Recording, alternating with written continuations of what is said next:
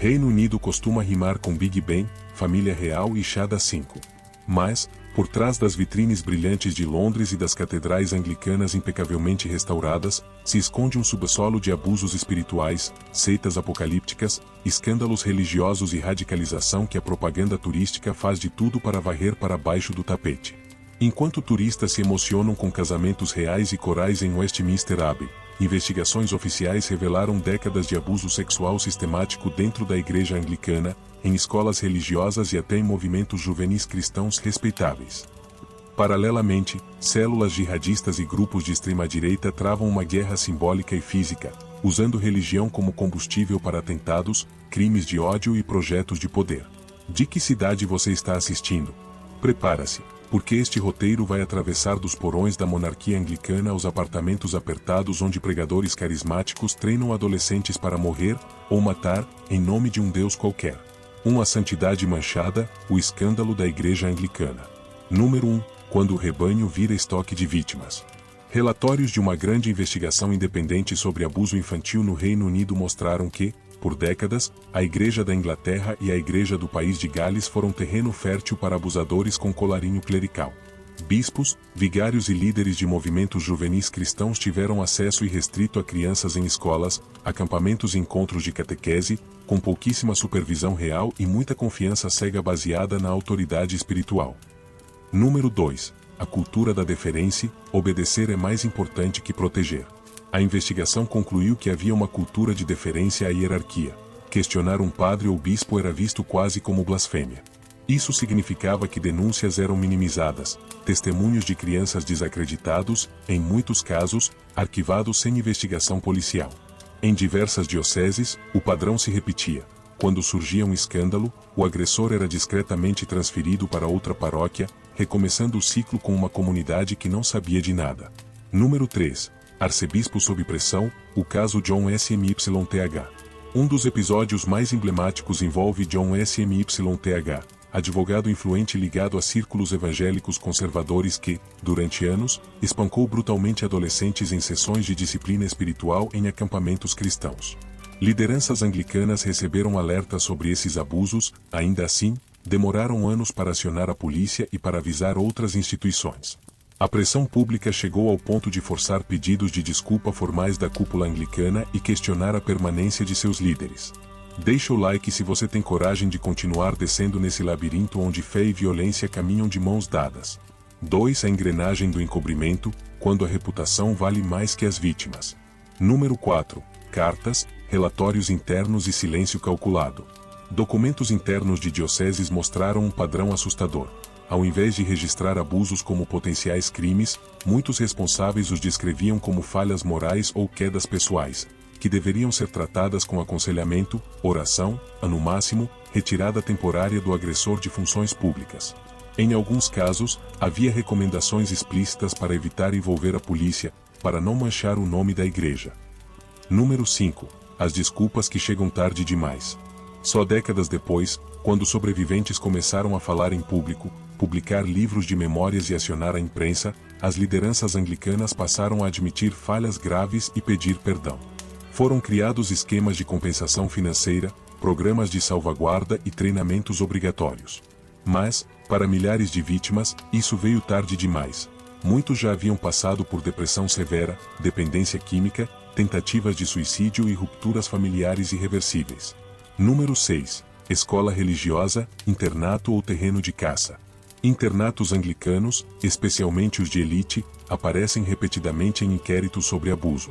Por trás da imagem de tradição, disciplina e formação de líderes, havia dormitórios onde alunos mais vulneráveis eram alvos perfeitos para professores e capelães abusivos. No discurso público, esse modelo de educação era vendido como caminho de excelência. Nos bastidores, era lembrado por ex-alunos como um campo minado de trauma. 3. Seitas carismáticas e igrejas livres, o outro lado do cristianismo britânico. Número 7. Mega Church versão britânica, show, dízimo e controle. Fora da estrutura oficial anglicana, o Reino Unido viu florescer igrejas livres carismáticas, muitas em regiões urbanas de classe trabalhadora e comunidades imigrantes. Estruturas com música alta, luzes de show e pregadores carismáticos prometem cura, prosperidade e proteção espiritual. Em troca, exigem dízimos agressivos, obediência ao homem de Deus, frequentemente, afastamento de familiares que não entendem o chamado. Número 8. Exorcismos em série, quando o sofrimento mental vira possessão. Casos recorrentes mostram líderes pentecostais realizando sessões de exorcismo em crianças e adolescentes com dificuldades emocionais, autismo, depressão ou histórico de abuso. Gritos, contenção física, humilhações públicas e até jejum prolongado são usados sob o rótulo de libertação. Em vez de psicoterapia e apoio médico, famílias desesperadas encontram uma narrativa simples: seu filho está possesso. E isso abre espaço para anos de violência com verniz religioso. Número 9. Prosperidade importada, o evangelho do cartão de crédito. A teologia da prosperidade, importada de mega-churches americanas e de alguns teleevangelistas africanos e latino-americanos, ganhou força em bairros multiétnicos de Londres, Birmingham e Manchester. Fiéis endividados eram ensinados a semear na casa de Deus mesmo sem ter dinheiro para aluguel, sob a promessa de multiplicação milagrosa. Quem não via resultado era acusado de falta de fé. Quem reclamava sobre transparência financeira era rotulado como instrumento do diabo. Você frequentaria um culto onde o pastor sabe exatamente quanto entrou na maquininha, mas não sabe dizer para onde foi o dinheiro? 4. Entre a cruz e a jihad, o Reino Unido como campo de testes do extremismo religioso.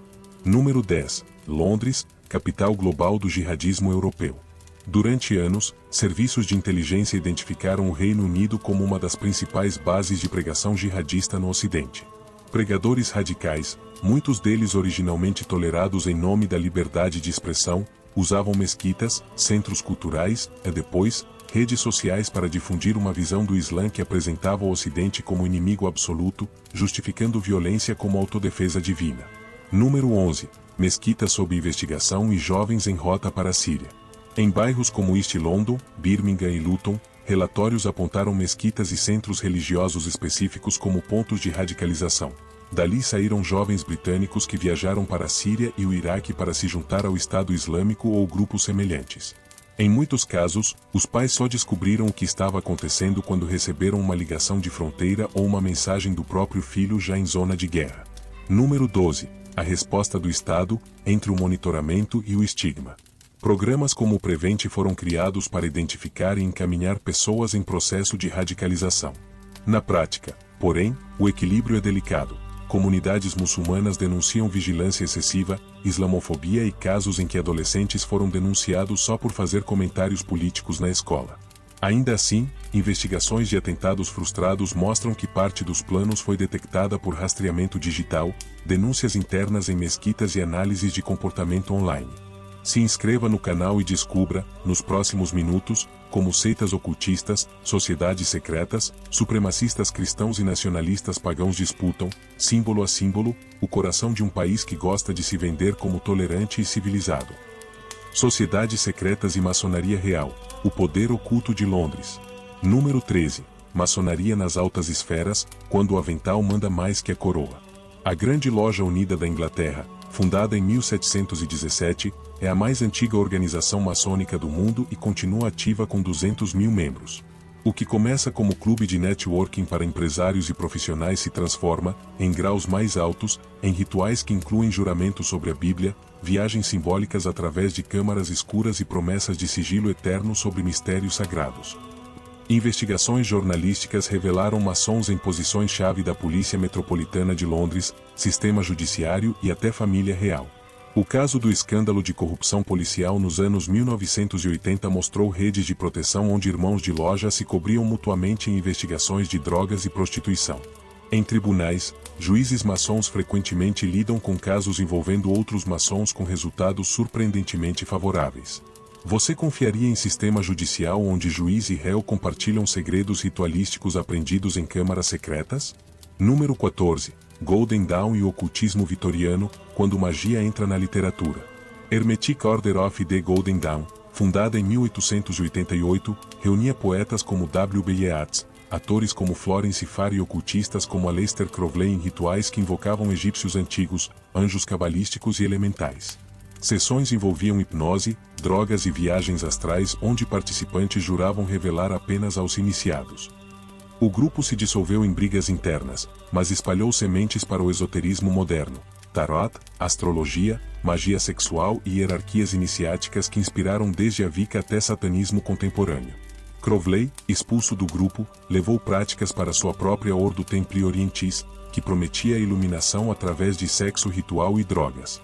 Livros como Moon Shield de Crowley misturam ficção com diários reais de experimentos mágicos, mostrando como a aristocracia vitoriana financiava loucuras espirituais enquanto o Império Britânico se expandia pelo sangue. Número 15. Ordo Templi Orientis hoje, sexo ritual em subúrbios britânicos. Otto continua ativa no Reino Unido com templos em Londres e Manchester. Rituais do 9º grau envolvem magia sexual onde casais ou grupos praticam sexo consagrado para gerar energia mágica.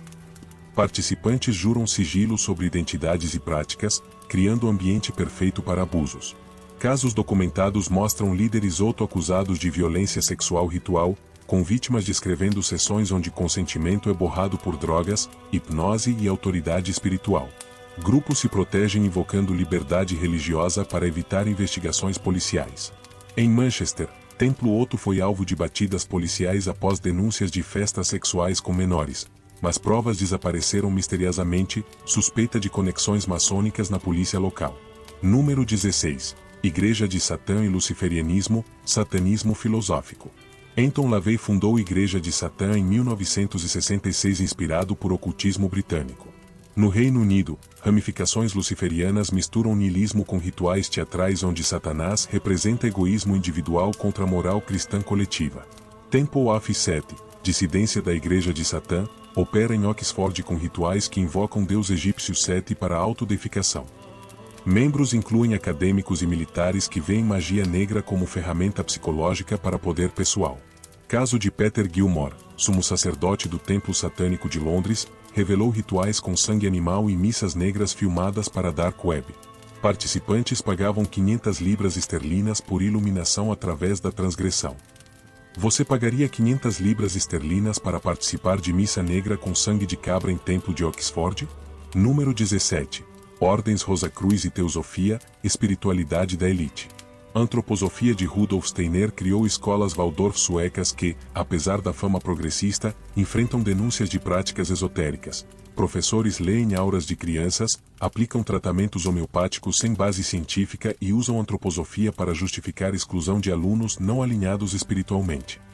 Rosacruz Áurea opera em Edimburgo com retiros onde membros praticam celibato, vegetarianismo estrito e alquimia interna para transmutar metais baixos, instintos, em ouro espiritual.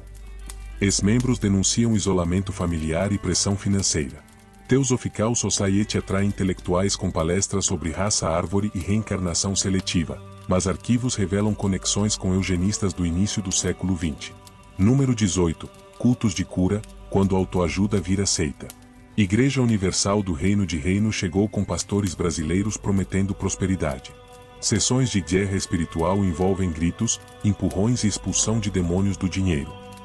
Fiéis endividados doam o último salário esperando milagre financeiro.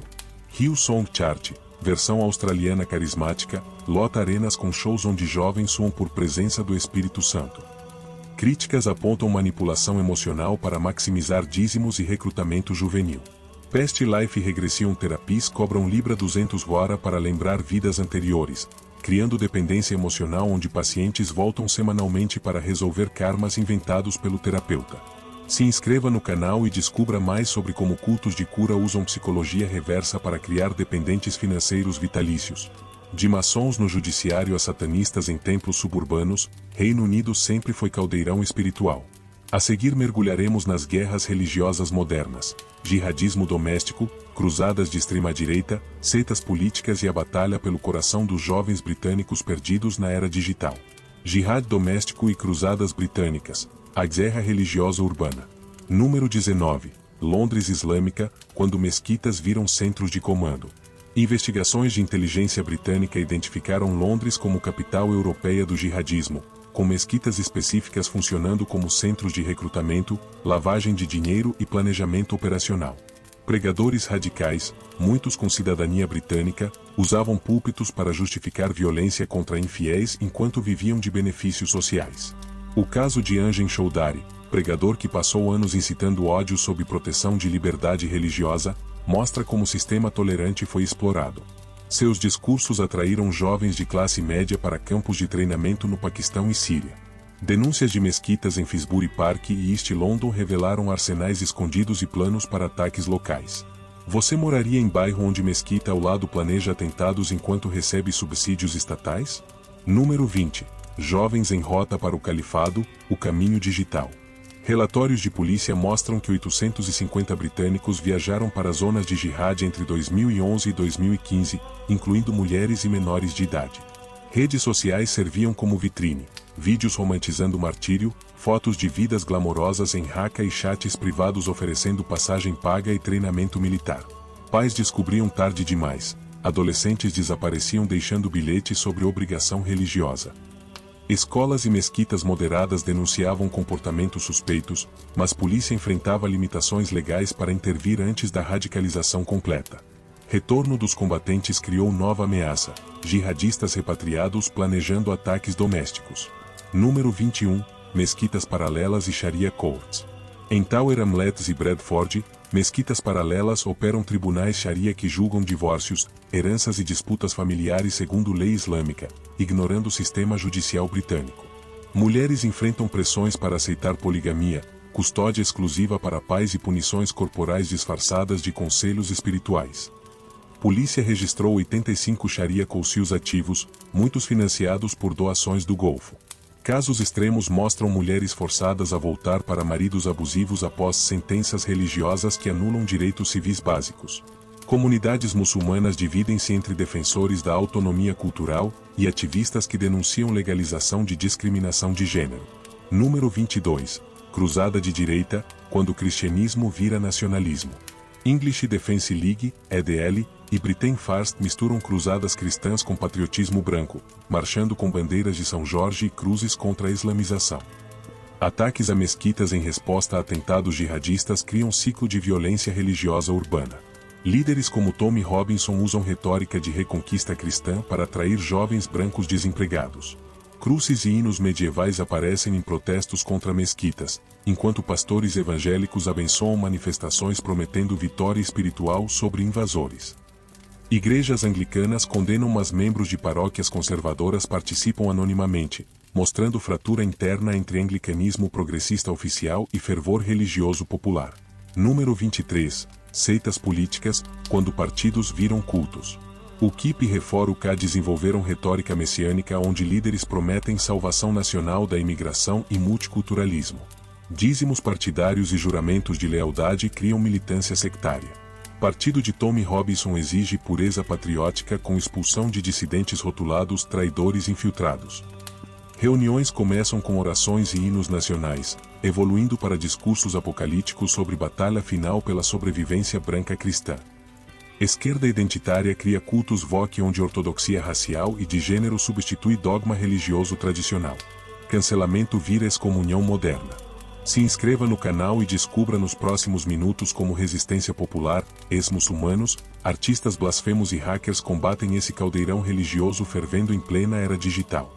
Resistência e o futuro, quando a laicidade britânica luta pela sobrevivência. Número 24. Ex-muçulmanos e apostasia organizada. Council of Ex-Muslims of Britain reúne sobreviventes de radicalização que expõe abusos internos do islamismo britânico, casamentos forçados, mutilação genital, violência honor e pressão para silenciar críticas. Mariam Namazi organiza eventos onde ex-muçulmanos queimam Corão simbolicamente, desafiando tanto fanáticos quanto multiculturalistas que protegem abusadores em nome da diversidade. Faith Tofa Atletes apoia 3.000 desertores religiosos anuais, oferecendo abrigo, terapia e proteção legal contra ameaças de morte. Ex-muçulmanos enfrentam fatvás, ataques físicos e ostracismo familiar, mas persistem documentando crimes de honra e conversões forçadas. Número 25. Hackers contra extremismo, Anonymous UK na linha de frente. Anonymous UK derrubou 500 sites jihadistas e expôs 2.000 contas de recrutadores ISIS no Twitter entre 2014 e 2018. Operação Dark Knight vazou comunicações internas de Sharia Councils, revelando sentenças contra mulheres que buscavam divórcio civil. Cyberataques contra supremacistas cristãos vazaram listas de doadores EDL e Britain First, forçando o fechamento de contas bancárias. Hackers criaram um hate map que geolocaliza pregadores radicais, mesquitas suspeitas e marchas extremistas. Número 26. Artistas blasfemos, satirizando todos os dogmas. Comediantes como Ricky Gervais e Stuart Lee transformam o stand-up em arma contra fundamentalismo religioso. Lee Scarpet Shock satiriza tanto o islamismo quanto o cristianismo evangélico, lotando teatros com multidões que riem enquanto pensam. Banks pichou mesquitas com murais de crianças muçulmanas segurando balões em forma de bombas. Exposição Religious Artifacts no Tate Modern exibiu bíblias queimadas, corões rasgados e talismãs hindus despedaçados como arte conceitual contra a idolatria. Festival Blasphemy Now reúne 10.000 participantes anuais com concursos de melhor cartoon profético e performances onde atores interpretam deuses bíblicos em situações absurdas. Você assistiria show onde Jesus, Maomé e Krishna competem num reality show apocalíptico? Número 27. Jovens seculares, geração Z sem dogmas. British Social Attitude Survey 2023 mostra 52% dos jovens 18-24 declarando-se não religiosos. Omanizuka tem 100.000 membros jovens organizando coming out ateu em escolas e universidades. Fair Education Alliance pressiona a remoção de criacionismo de currículos e inclusão de evolução darwiniana obrigatória. Young Humanis promovem Reason Camps onde 5.000 adolescentes debatem ateísmo racionalmente ao invés de catequese sectária. Universidades como Oxford e Cambridge produzem nova elite laica que ocupa mídia, política e justiça, desconstruindo narrativas religiosas através de dados, ciência e sátira impiedosa. Número 28. Tecnologia contra fanatismo, apps de desradicalização. Exit UK, programa de desradicalização, usa realidade virtual para mostrar consequências reais de atos terroristas. Ex-jihadistas gravam depoimentos em 360 graus que jihadistas em potencial assistem em VR, experimentando dia após amanhã de ataques planejados. Faith Filter App detecta linguagem sectária em redes sociais sugerindo conteúdo racional. Escute Connect liga sobreviventes anônimos com terapeutas especializados em desprogramação religiosa. Número 29. O preço da liberdade, mortes, ameaças e coragem cotidiana. Resistência custou vidas. Salman Rushdie esfaqueado por Fatwa, Samuel Paty decapitado por mostrar cartoon de Maomé, Charlie Hebdo com 12 mortos.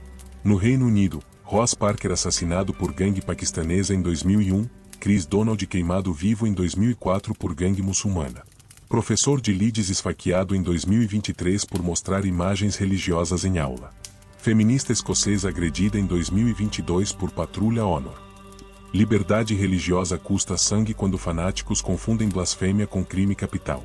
Reflexão final, CUS, meia-lua e pentagrama. Reino Unido vende rainha, chá e democracia. Descobrimos. Igreja Anglicana encobrindo abusos por décadas, mesquitas paralelas impondo Sharia em Tower Hamlets, maçons no judiciário protegendo irmãos de loja, jovens britânicos morrendo por jihad em Raqqa. Rachadura não é só em catedrais, divide tecido britânico entre tolerância frágil e fanatismos importados. Entre ex-muçulmanos queimando o Corão e supremacistas cristãos marchando com cruzes. Quanto custa manter democracia quando fanáticos prometem paraíso através de violência ou pureza? Resposta britânica começou com cartões proféticos. Continuou com hackers expondo células jihadistas. Consolidou-se com jovens preferindo ciência a dogmas. E você? Publicaria cartoon de Maomé sabendo risco de morte? Apoiaria ex-muçulmanos queimando o Corão simbolicamente? Confiaria em juízes maçons julgando irmãos de loja? Comente sua cidade, compartilhe este roteiro. Reino Unido prova. Quando clérigos abusam, jihadistas recrutam e maçons conspiram, não morre só liberdade religiosa, morre própria possibilidade de sociedade plural. Deixa like, inscreve, ativa sino,